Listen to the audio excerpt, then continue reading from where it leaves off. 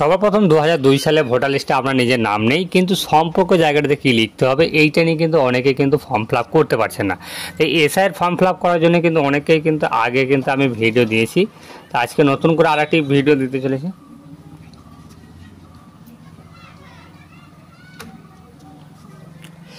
এসআইয়ের সম্পর্কে অনেকেই কিন্তু ফর্ম ফিল আপ করতে করতে কিন্তু অনেক জায়গাতে কিন্তু বুঝতে পারছে না। তো বিশেষ করে যে সম্পর্কে যে জায়গাটি রয়েছে সেই সম্পর্ক জায়গাটি কিন্তু বুঝতে পারছে না, সেই সম্পর্ক জায়গাটিতে কী লিখতে হবে এইখানে কিন্তু অনেকেই কিন্তু বুঝতে পারছে না। এই 2002 সালে যদি আপনার নিজের নাম না থাকে এবং আপনার বাবা বা মায়ের নাম লেখার পরে বা আপনার দাদু বা দাদুই বা আপনার ঠাকুমা বা ঠাকুরদার যদি নাম থাকে সেই নাম 2002 সালে লিস্টে, তাহলে এই সম্পর্ক জায়গাটিতে কী লিখতে হবে এইটাই কিন্তু অনেকে বুঝতে পারছে না। যে আপনার নিজের নাম নেই কিন্তু আপনাদের দাদু দাদিদের বা বাবা মায়ের নাম থাকবে, সেই জায়গাটাতে আমি কি লিখব।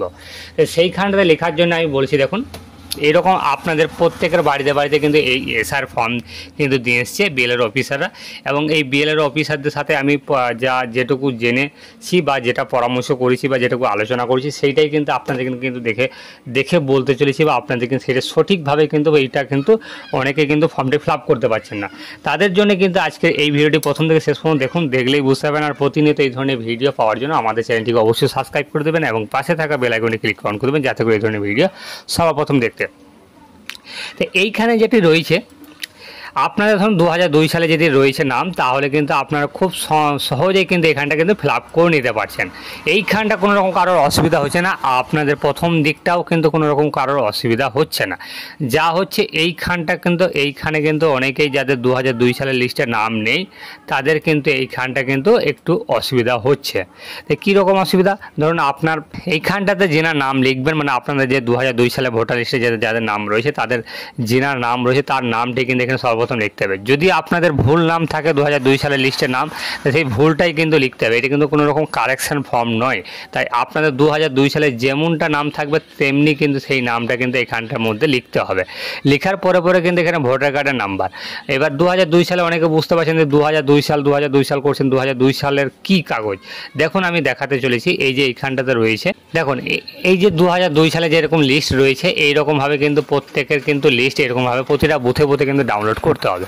এখানে ডাউনলোড করার পরে এইরকমভাবে কিন্তু প্রত্যেকের কিন্তু এরকমভাবে ভোটার লিস্ট কিন্তু ডাউনলোড হয়ে যাবে।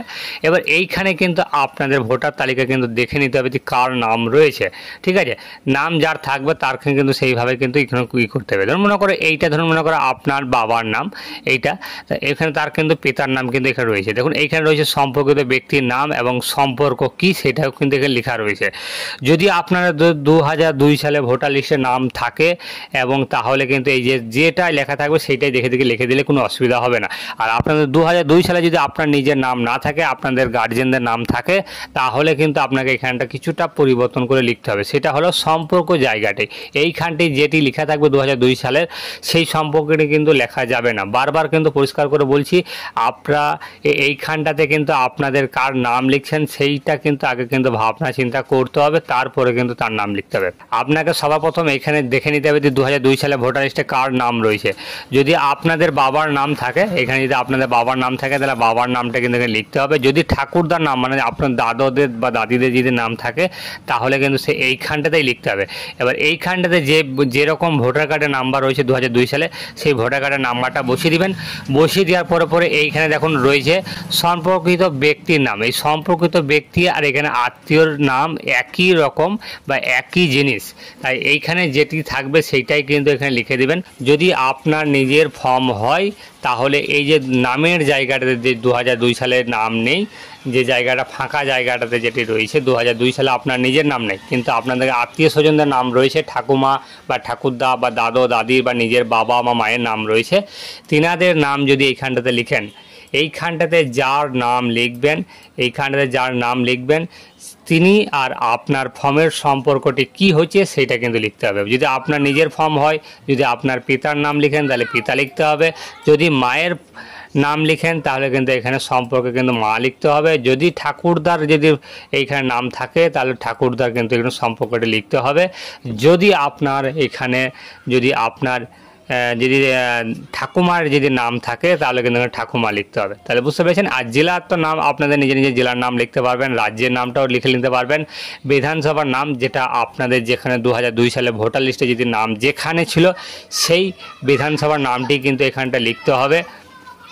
এখন নতুন করে নামটি লিখলে হবে না। যদি আপনার পিতা যে সালে ভোটের নাম, যদি আপনার পিতার নাম লিখেছেন তাহলে পিতা 2002 সালে ভোটার কার্ডের বিধানসভা যে নামটি ছিল সেই নামটি কিন্তু এখানে লিখতে হবে। তারপর এখানে বিধানসভার নাম্বার, দেখুন এইখানে যে বিধানসভার নাম্বারটি রয়েছে এইরকমভাবে বিধানসভার নাম্বারটি কিন্তু এখানে লিখতে হবে। এখানে লেখার পরেই কিন্তু আপনাকে যে রয়েছে অংশ, এই অংশ জায়গাটি কিন্তু দেখুন এইখানে আমি দেখাচ্ছি। দেখুন এই অংশ জায়গাটি দেখুন লাস্টের দিকে দেখুন এইখানে রয়েছে। এই অংশ জায়গাটাতে এইরকমভাবে অংশটি রয়েছে, এই অংশটি কিন্তু এখানে লিখতে হবে। এখানে দেখুন 150 রয়েছে, এখানে 150 লিখে দিলাম। তারপরে আপনারা ভাববেন যে এইখানে যে ক্রমিক নাম্বার, এই ক্রমিক নাম্বারটা বলতে গেলে কি, এই ক্রমিক নাম্বার হলো দেখুন এইখানে প্রথমে 2002 সালে ভোটার লিস্টে দেখুন ধরুন মনে করেন আপনার 92 ধরুন নাম্বার রয়েছে, ধরুন মনে করেন এই প্রথমটাই ধরুন আপনার বাবার নাম বা আপনার ঠাকুরদার নাম্বার বা যার পরিচিত বা আপনার আত্মীয় যে নাম রয়েছে সেই নামটি ধরুন এই সিরিয়াল নাম্বার, এইটাকে দেখুন ক্রমিক নাম্বার বলে যেটি রয়েছে। এই ক্রমিক নাম্বারের বা ক্রমিক সংখ্যা একই এইখানটাতে কিন্তু লিখতে হবে। এইখানে ধরুন 92 কিন্তু লিখে দিতে হবে। তাহলে বুঝতে পেরেছেন। এইখানটায় কিন্তু অনেকে কিন্তু বুঝতে পারছেন না, এইটা নিয়ে কিন্তু অনেকে ফোন করছেন বা আমাকে হোয়াটসঅ্যাপ মেসেজ করছেন বা অনেকে কিন্তু ভিডিওতে কমেন্ট করে জানতে চাইছেন। তাদের জন্য এই ভিডিওটি আজকে বানালাম। ভিডিওটা দেখে যদি একটু উপকৃত হন তাহলে অবশ্যই ভিডিওটিকে লাইক করে দেবেন এবং বন্ধুদের সাথে শেয়ার করে দিন, যাতে করে এইরকমভাবে দেখে তারা ফর্মটি ফিল আপ করতে পারে। তাই আমাদের ভিডিওটি এই পর্যন্তই। তো অবশ্যই আমাদের চ্যানেলে যদি প্রথম দর্শক হয়ে থাকেন তাহলে অবশ্যই চ্যানেলটিকে সাবস্ক্রাইব করে দেবেন। পাশে থাকার জন্য অসংখ্য ধন্যবাদ।